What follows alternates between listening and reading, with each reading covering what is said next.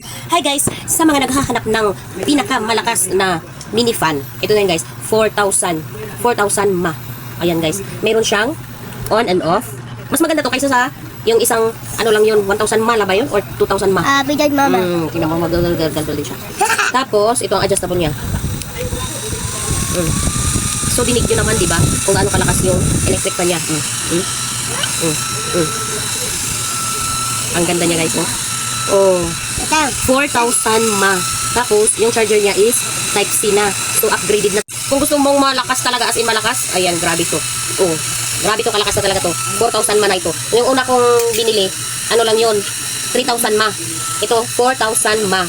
So, wag kang mag-alala kasi kumpleto siya ng mga kasama. Okay, mga kasama. Kumpleto na kasama daw. Kumpleto sweet hados. Mayroon na siyang ganito. Oh, na pwede na siyang ilagay mo dito. Dalawa pa. Oh, tapos may charger. Tapos may kasama siyang ganito.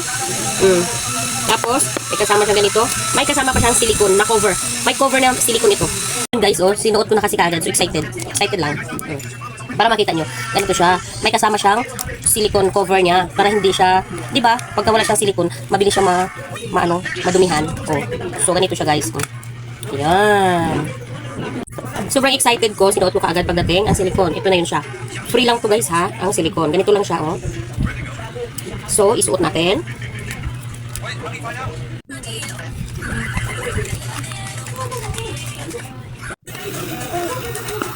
Ang hirap din pala niya isuot guys. Kasi nga, masikip talaga siya as in, diba? Pero at least, malinis siya. Kasi, hindi siya nadudumihan kasi may damit siya. Fix na talaga sa kanya, fit na fit talaga sa kanya ang silicone. Saka in fairness, talagang nagustuhan ko to.